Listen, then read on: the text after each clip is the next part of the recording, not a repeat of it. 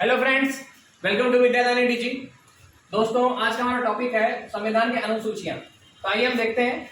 जैसा कि आप जानते हैं, जिस समय हमारा संविधान बन रहा था उस समय संविधान में मूल रूप से हमारे पास 8 अनुसूची थी। बाद में 4 अनुसूचियों को और इसमें ऐड किया गया, जोड़ा गया। तो वर्तमान में हमारे पास 12 अनुसूची है। तो आइए हम देखते हैं। आपसे एग्जाम में क्वेश्चन आएगा संविधान में मूल रूप से कितनी अनुसूची थी, तो 8, वर्तमान में कितनी, तो 12। तो आइए देखते हैं वन बाय वन। सबसे पहली अनुसूची क्या कहती है? राज्यों के नाम एवं सीमाएं, या फिर संघ क्षेत्र राज्यों के नाम और सीमाएं। मतलब अब देखिए, ऐसे समझिए ट्रिक से। कोई देश है तो कोई देश में सबसे पहले क्या आएगा? उसका राज्य आएगा ना, क्योंकि कोई भी देश का तो पहले स्ट्रक्चर आएगा ना, उसका नाम आएगा ना। किसी का भी घर में जाते हैं तो पहले घर का, उस व्यक्ति का नाम होता है कि उसके फलाना के घर में जा रहे हैं। तो हमारे भारत में आ रहे हैं, यानी भारत में एक घर है, तो घर में जो राज्य है उनके नाम है। जैसे घर के सभी मेंबर्स के नाम होते हैं, वैसे ही हमारे भारत के जो मेंबर है, हमारे राज्य है, तो राज्यों के नाम एवं सीमाएं। जैसे घर में होता है ये रूम उसका है, वो रूम उसका है, तो वैसे ही यहाँ पे जितने भी राज्य हैं सबकी सीमाएं। तो पहला क्या है? राज्यों के नाम एवं सीमाएं। ठीक है। अब राज्य है और देश है, तो देश में कोई ना कोई रहेगा भी, वो संवैधानिक पद भी होगा। तो राष्ट्रपति, उपराष्ट्रपति, कंट्रोलर एंड ऑडिटर जनरल यानी कि भारत के महालेखाकार, राज्यपाल राज्यों के, हाई कोर्ट के चीफ जस्टिस ऑफ इंडिया यानी सुप्रीम कोर्ट के चीफ जस्टिस, लोकसभा अध्यक्ष, विधानसभा अध्यक्ष, ये जितने भी संवैधानिक पद हैं इनका जिक्र दूसरी अनुसूची में।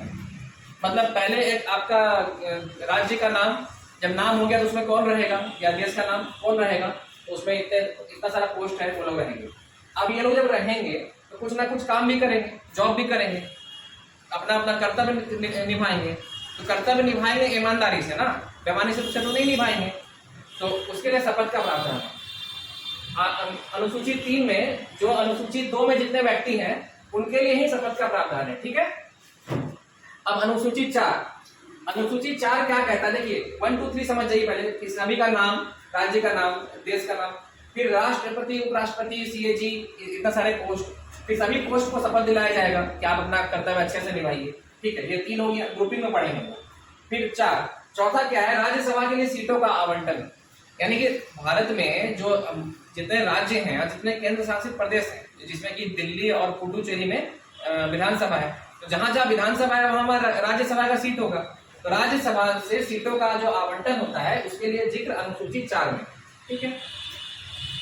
अनुसूची 5 है अनुसूचित जाति एवं जनजाति के उपबंध के बारे में। मतलब देश में जितनी अनुसूचित जातियां हैं और अनुसूचित जनजातियां हैं उनके भलाई के लिए, या फिर उनके उपबंध के लिए, जैसे उनको आरक्षण देना, या फिर उनके लिए जितने भी मतलब जनहित कार्य हैं, उसका जिक्र जो है वो आर्टिकल अनुसूची 5 में। ठीक है। क्योंकि अनुसूची 5 में पूरे भारत में जितनी जाति एवं जनजाति है उसके उपबंध के बारे में है। और अनुसूची 6 में असम, मेघालय, मिजोरम और त्रिपुरा में जितनी अनुसूचित जाति एवं जनजाति है उनके बारे में। तो देखिए 5 और 6 में क्या अंतर है? 5 में पूरा भारत आ गया और 6 में ये सिर्फ 4 राज्य है, असम, मेघालय, मिजोरम एवं त्रिपुरा। आप एक बार देख लीजिए, असम, मेघालय, मिजोरम एवं त्रिपुरा।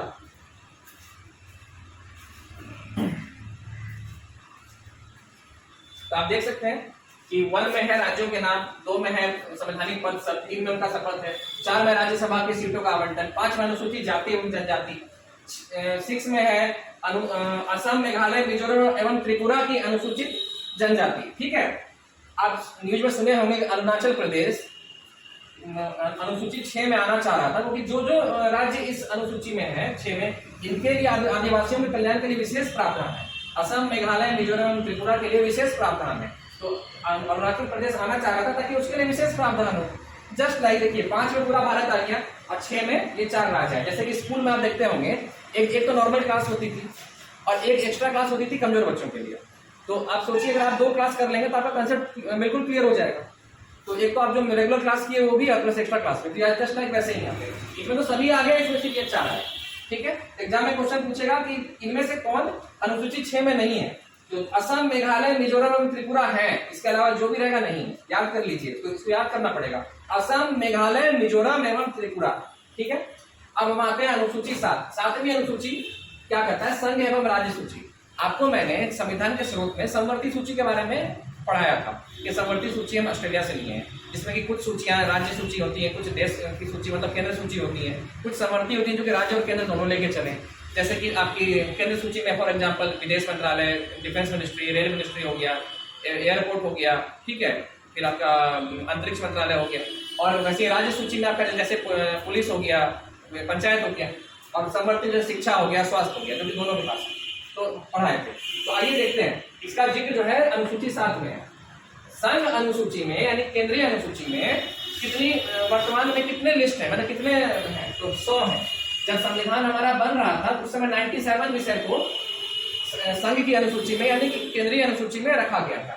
वर्तमान में पूछेगा कितना है, तो वर्तमान में 100 है। आजादी के समय जिस समय संविधान बना उस समय कितना था, तो 97 था। अभी कितना है, तो अभी 100, यानी कि 3 बढ़ गया। राज्य सूची में जिस समय संविधान बन रहा था उस समय कितना था, उस समय 66 था, 66।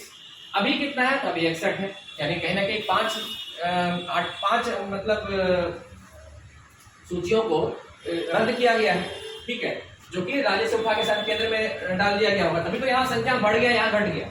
तो जिस समय देश आजाद हुआ था, जब संविधान बना था, तो उस समय राज्य सूची में 66 विषय थे, अभी वर्तमान में 61 है। संघ सूची में उस समय 97 थे, वर्तमान में 100 है। दोनों याद रखना है आपको। समवर्ती सूची में जिस समय देश आजाद हुआ था उस समय 47, ऐसे याद कीजिए 1947 में देश आजाद हुआ, तो समवर्ती सूची में उस समय 47 थे, वर्तमान में 52 है। वर्तमान में 52 है, मतलब 52 विषय ऐसे हैं जो केंद्र और राज्य दोनों के पास है। वर्तमान में 52 है, जब समय देश आजाद हुआ था उस समय 47 थे, क्योंकि देश में हमारा 47 में आजाद हुआ है। ये हिस्ट्री ध्यान रखें। 8वीं अनुसूची, 8वीं अनुसूची क्या कहता है? 8वीं अनुसूची कहता है भाषा। आपने सुना होगा कि मैथिली को, मैथिली जो बिहार की भाषा है, बिहार के मिथिला क्षेत्र की, उसको 8वीं अनुसूची में शामिल कर लिया गया है, ठीक है। यानी कि यहाँ पे वैसी भाषाओं का जिक्र है जिनको शामिल किया गया है देश के संवैधानिक में, ठीक है। तो 8वीं अनुसूची में भाषाओं का जिक्र है। 22 भाषा अभी तक 8वीं अनुसूची में शामिल हो चुकी है। 22 भाषा, ये हमारे बिहार का गौरव है कि बिहार की भाषा मैथिली को 8वीं अनुसूची में शामिल किया गया है, ठीक है। 9वीं अनुसूची, देखिए 8 अनुसूची जो था ये संविधान में मूल रूप से इतना था। 9, 10, 11, 12 बाद में जोड़ा गया, वर्तमान में 12 है, मूल रूप से 8 था। 9वां में क्या? 9वां में भू सुधार। भू सुधार मतलब लैंड रिफॉर्म, जैसे जागीरदारी, जमींदारी प्रथा को खत्म करना, ये 9वीं अनुसूची में। और आपको एक बात मैं बता दूं, एक क्वेश्चन एग्जाम में ये भी आ सकता है, किस अनुसूची को कोर्ट में चैलेंज नहीं किया जा सकता है? तो 9वीं अनुसूची। 9वीं अनुसूची में अगर कोई विषय सरकार ने डाल दिया, तो जब तक सरकार उसको यहाँ वहां से नहीं निकालती है, या जब तक मतलब संविधान का संशोधन नहीं होता है, तब तक आप इसमें आप कोर्ट में चैलेंज नहीं कर सकते। 9वीं अनुसूची जो है उसका नहीं कर सकते। 10वीं अनुसूची, 10वीं अनुसूची नाम से 10 से दल बदल। 10वीं अनुसूची का मतलब दल बदल, दल बदल कानून है। दल बदल कानून कब आया? 1985 में आया। किसके समय में आया? तो राजीव गांधी जी के समय में आया। कौन से संवैधानिक संशोधन से आया? तो 52 में 52 कॉन्स्टिट्यूशन अमेंडमेंट, 52 संविधान संशोधन से आया। दल बदल का मतलब क्या हुआ? मान लीजिए कोई पार्टी एबीसी, किसी पार्टी का कोई नेता है, वो एबीसी पार्टी से जीत गया और चुनाव के बाद वो अपने पार्टी छोड़ के XYZ पार्टी में मिल गया, तो ये तो बिल्कुल गलत बात हुई कि उस पार्टी का यूज करके वो जीत गया। इसीलिए ये दल बदल कानून लाया गया कि आप अपने पार्टी को छोड़ के अगर दूसरी पार्टी के समर्थन में जाते हैं तो आपकी सदस्यता, यानी कि विधायक बने हैं या सांसद बने हैं, तो आप कुछ भी नहीं रहेंगे, रद्द हो जाएंगे। ये कैसे किया? 10वीं अनुसूची में दल बदल, 2 से 10, 2 से दल, 2 से 10, 2 से दल बदल, ठीक है। 11वीं अनुसूची में है पंचायत का जिक्र है। पंचायत आपको मैंने पढ़ाया था directive principle of state policy में, DPSP में, कि आर्टिकल 40 में पंचायत का जिक्र है। तो यहाँ पे 11वीं अनुसूची में पंचायत का जिक्र है, जो कि 73वें संविधान संशोधन 1993 में इसको ऐड किया गया है। 73वें संविधान संशोधन जो था उसमें PV Narasimha Rao prime minister थे। आपको ये रिलेट करके पॉलिटी में पढ़ना पड़ेगा, ठीक है। पंचायत है और 12वीं में नगर पालिका है। जैसे कि इसमें मुखिया वगैरह का जिक्र है, इसमें जो जिला परिषद का अध्यक्ष वगैरह होता है या फिर मेयर वगैरह जो होते हैं उसका जिक्र है, ठीक है। इसमें कितने विषय हैं? इसमें 18 विषय हैं और इसमें 29 विषय हैं। तो ये भी आप याद कर लीजिएगा एक्स्ट्रा में कि 11वीं अनुसूची में जो पंचायत का जिक्र है उसमें कितने भाषा हैं? 18, कितने विषय हैं? तो 18। और 12वीं में नगर पालिका में कितने विषय हैं? तो 29 विषय हैं, ठीक है। 11वीं कब आया? 73वें संशोधन में। 12वीं कब आया? 74वें संशोधन में। दल बदल कब आया? तो 52वें संशोधन में। मुझे लगता है कि आपको ये संविधान की अनुसूचियां, जो 12 अनुसूची है, जो बहुत बहुत इंपॉर्टेंट है, VVI है, ठीक है। स्पेशली ये दल बदल तो बिल्कुल VVI है, बिल्कुल VVI है, ये रख लीजिएगा। तो आप इसको याद कर लीजिएगा अच्छे से, इसको याद कर लीजिएगा अच्छे से, इसको अच्छे से देख लीजिएगा। ये क्वेश्चन एग्जाम में कंफ्यूजन होता है, बाकी तो सब वैसा ही रहेगा। और ये देख लीजिएगा, असम, मेघालय, मिजोरम, त्रिपुरा, ठीक है, मुझे लगता है आपको ये समझ में आ गया होगा दोस्तों।